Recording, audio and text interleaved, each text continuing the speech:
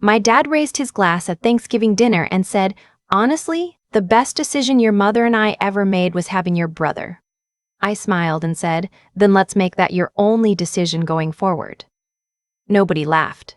Nobody even blinked. And that was when I knew exactly what I had to do. Let me back up. I'm a tax attorney. I've been one for 7 years. My name is Sloane, and I am very good at my job.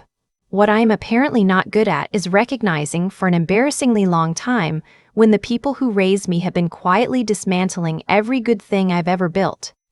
My brother's name is Grant. He's 34, 2 years older than me, and for as long as I can remember, he has been the sun that our family orbits. Not because he earned it. Grant has the personality of a golden retriever and the financial instincts of one too. He means well, mostly. But meaning well and doing well are two very different things, and Grant has never once in his adult life done well with money that wasn't mine. That Thanksgiving was the third one I'd hosted at my own house. Not my parents' house, my house. A 3-bedroom Craftsman I'd bought at 28 and renovated mostly by myself on weekends, tile by tile, cabinet by cabinet, because I liked the work and because it was mine. I'd invited everyone, my parents, my dad's sister and her husband, my mom's college friend who visits every year, and Grant, who showed up 40 minutes late with a bottle of $14 wine and immediately sat in the chair I use at the head of the table. I didn't say anything about the chair. Dinner was good. The food was good. I'd been cooking since Wednesday. My dad carved the turkey and made a production of it, as he always does, doing this little bow after like he just performed surgery. My mom kept refilling everyone's water. Grant held court the way he always does, talking about his new business idea. This one involved meal prep kits for college athletes. He'd been workshopping the pitch for 3 months, and my dad kept nodding along with this expression on his face. This specific proud, satisfied expression that I have never once in my life seen directed at me. That's not self-pity. That's just what it was. My dad cleared his throat and said he wanted to say something. He looked at Grant and his whole face went soft. He talked about legacy, about what it means to raise someone with real vision, with hunger for life. He talked about how proud he was. He raised his glass, and then he said it. "Honestly, the best decision your mother and I ever made was having your brother." My mom laughed a little, this soft, fond sound. Grant looked at the table, faux humble. My aunt clinked her glass. I was sitting 3 feet away. I had cooked the meal they were eating. The house they were sitting in was purchased with money I'd earned.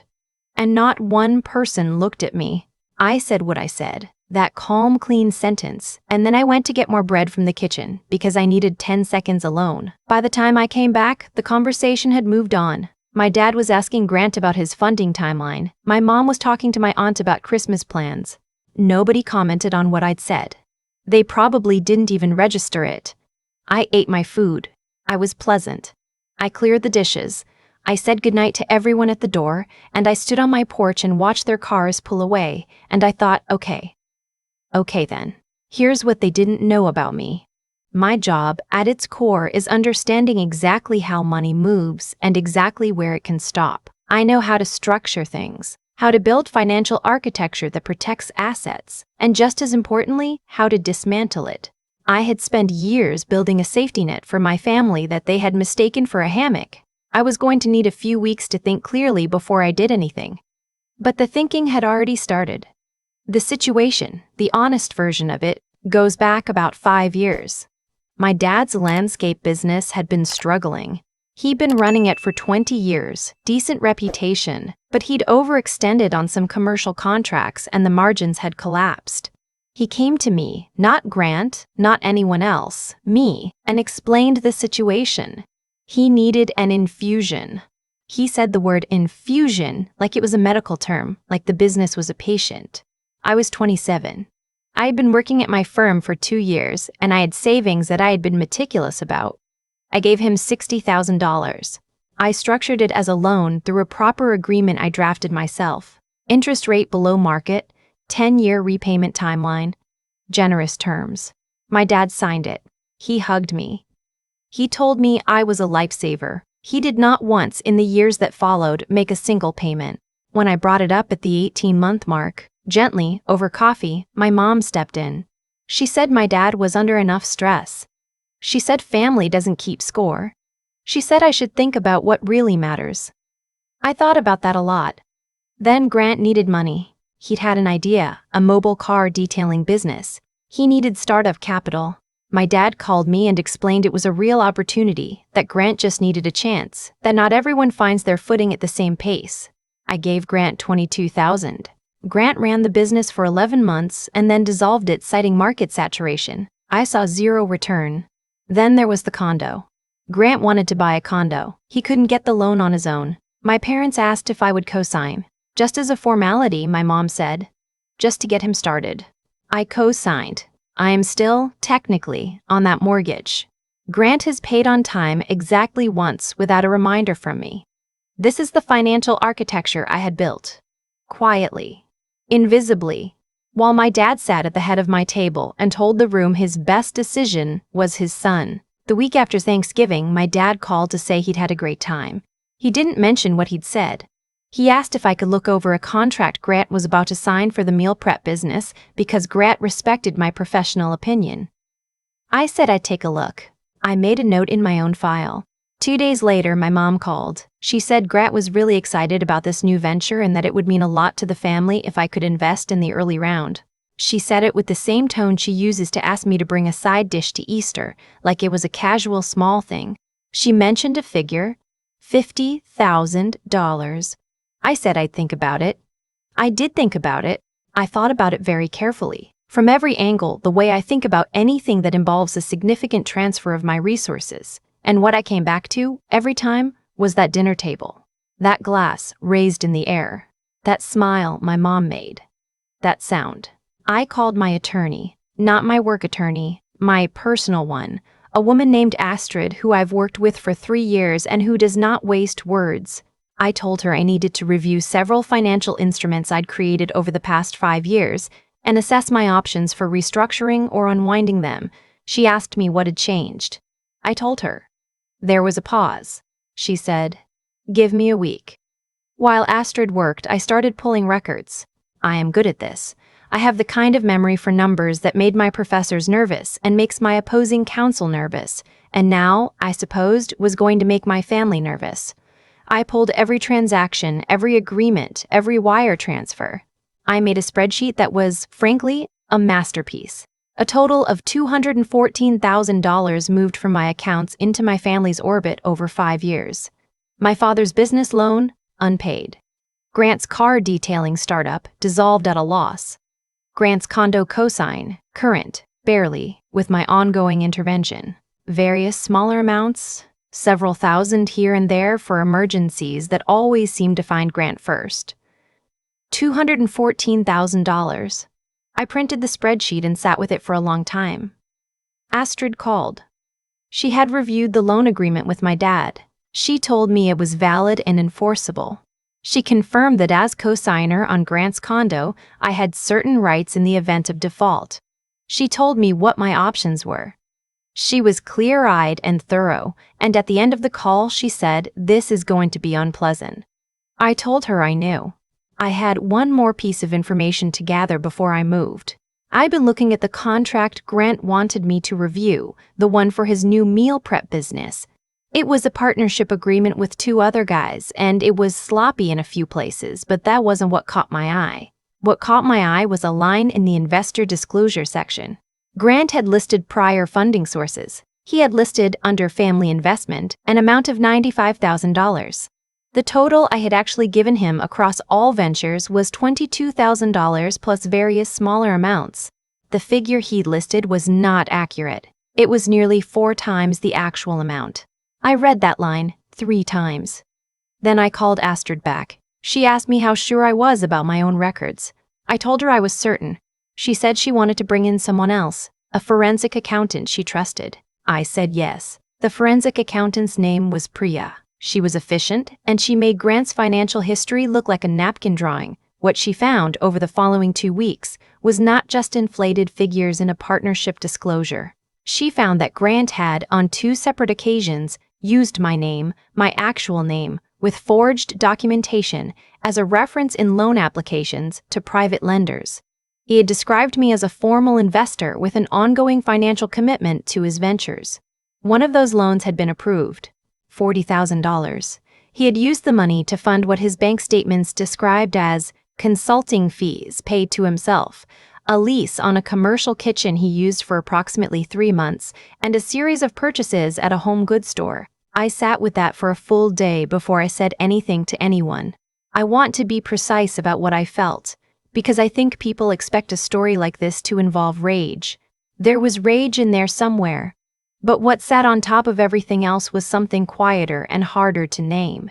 It was the specific exhaustion of realizing that someone you loved, actually loved, not out of obligation but out of genuine feeling, had decided that your success was a resource they were entitled to, and that your signature was something they could use without asking. That is not a mistake. That is a decision. That is a pattern of decisions, over time, with intention. I called my dad. I did not tell him what I'd found. I asked him, casually, if he had anything he wanted to talk to me about. He said, no, everything was great, actually. Grant was really moving on this new thing. It looked promising. I said I was glad to hear it. I said I'd been thinking a lot about family lately. He said that was nice. I called my mom.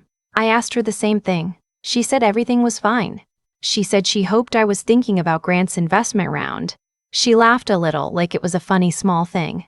I said I was definitely thinking about it. That was a Tuesday. On Thursday, Astrid and I met in her office. She laid out the full picture. The loan agreement with my dad, valid, collectible, with interest, now accrued. The co-sign on Grant's condo. I had the right to petition for removal from the loan under specific conditions which Astrid had already begun preparing. The forged documentation. This was the serious part. This was not a gray area. What Grant had done with my name was fraud. Astrid was very calm when she said that word. She said it the way I imagine surgeons say things, just accurate, no decoration. She asked me what I wanted the outcome to be. I told her I didn't want Grant in prison. I told her I didn't want a public legal battle. I told her I wanted out. I wanted my name off everything. I wanted my money accounted for, and I wanted to never again be in a position where someone could use my success as a draw from which they could withdraw without asking. I wanted the architecture dismantled.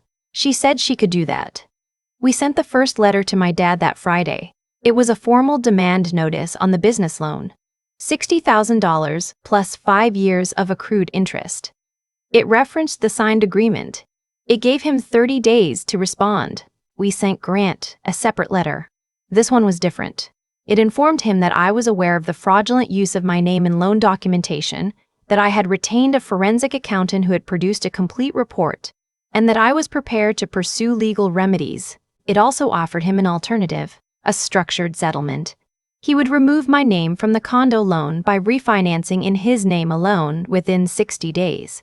He would repay me the full amount of the fraudulent loan proceeds, and he would provide a signed statement acknowledging the unauthorized use of my personal and professional identity.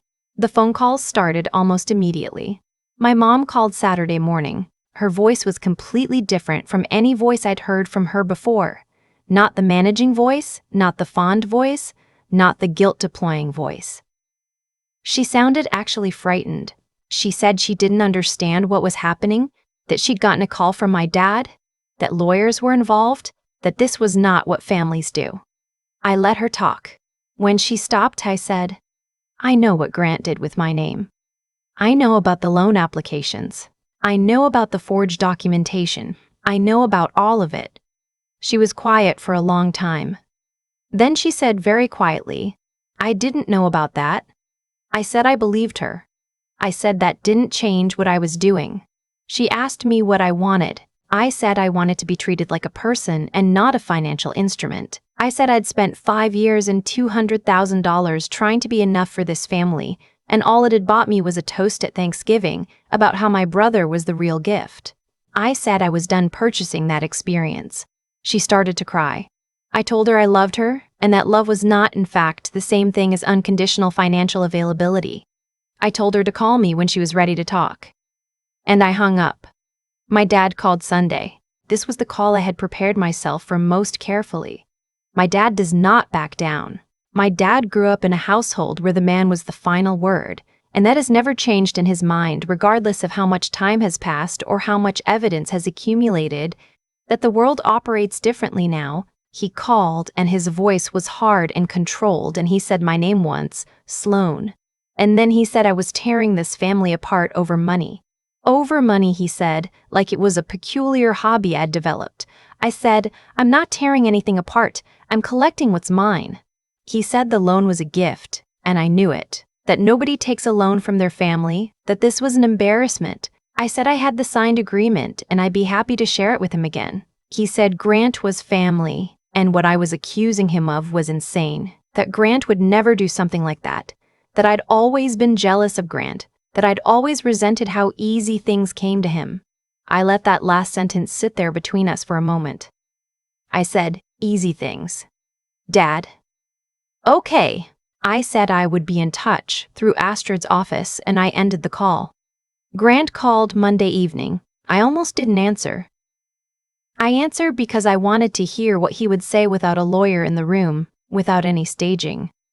He said my name, and then he said he could explain. I said okay. Explain. He was quiet for a few seconds, and then he said the first few times he'd used my name as a reference, he thought it was fine. He thought I would have approved if he'd asked. He thought I'd want to help.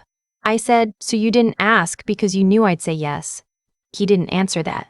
He said the loan application was different. He knew that was different. He was in a bad place. The detailing business had just folded and he panicked. He said he was sorry. He said he would fix it. I said I had already sent him a very specific document about how he was going to fix it, and I needed his response within 2 weeks. He said, do you actually hate me? I thought about that. I said, no. I said I had spent most of my adult life making sure Grant was okay at a cost to myself that I had not fully totaled until recently.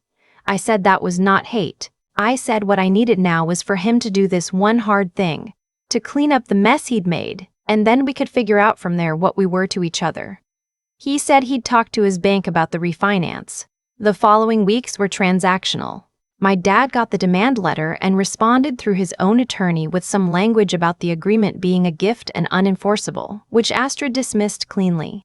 There was a mediation process. My dad did not speak to me directly during any of it.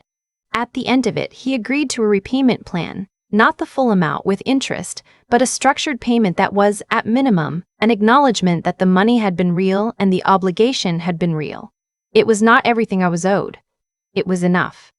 Grant refinanced the condo. It took 6 weeks and I'm sure it was painful. His credit was not in great shape, but he did it. My name came off the mortgage on a Wednesday afternoon and Astrid sent me a one-line email that said, done. I sat at my desk and read that word and felt something loosen in my chest that I hadn't fully realized was tight. The signed statement acknowledging the unauthorized use of my name, that one took longer. Grant's own attorney advised against it, which I understood. But Grant signed it anyway. He sent it with a handwritten note that said only, I'm sorry I made you feel like a bank. That is a strange sentence and I've read it many times since. I don't know exactly what to do with it. I put it in the same folder as the rest of the documentation. My parents moved their Thanksgiving to a restaurant the following year. I was not invited, or if I was, the invitation didn't reach me.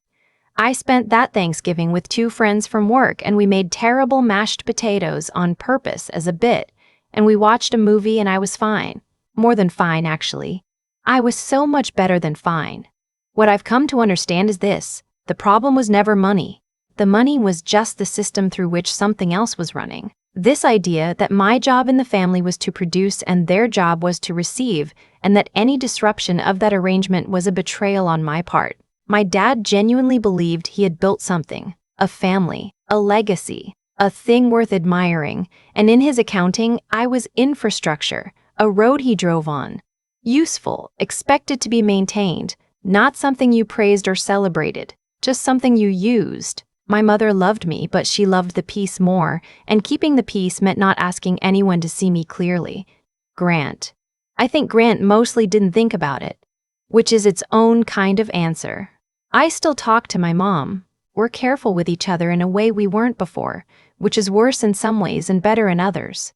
There are things we don't say, but there are also things she says now that she never said before. Small acknowledgments, Questions about my work that aren't just setups to transition into asking for something.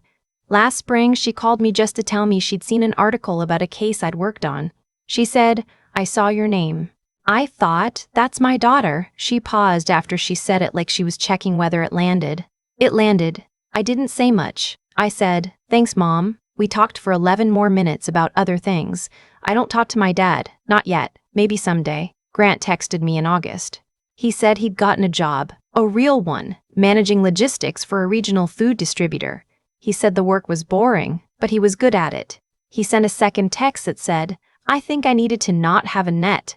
I read that and thought about all the ways he might mean it, and I thought that maybe the most honest gift I ever gave him was being unavailable.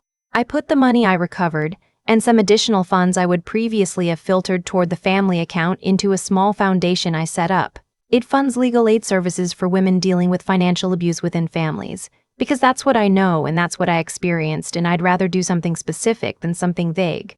There are 3 women currently receiving support through it. One of them sent me a note that I keep on my desk. It says, "I didn't know you were allowed to just stop." I think about that a lot. You are. It turns out you are. I've thought a lot about what actually broke first. The relationship, or the story they told themselves about me. I think it was the story. And I think it broke a long time before that Thanksgiving dinner, maybe before I ever wrote the first check. What my dad did when he raised that glass wasn't cruelty exactly. It was just honesty. The mask flipped for one unguarded second and I finally saw the face underneath. In a strange way, I'm grateful for it. Here's what I know about cause and effect, not as philosophy but as something I've watched play out in real time. The way you treat someone teaches them exactly how much their own resources are worth. My dad taught me, over years and years of quiet dismissal, that my work was infrastructure, reliable, replaceable, not worth celebrating. My brother learned from watching him that my name, my credit, my identity were available for use. Nobody sat down and decided to exploit me. It was slower than that. It was 100 small lessons, absorbed without anyone acknowledging they were being taught.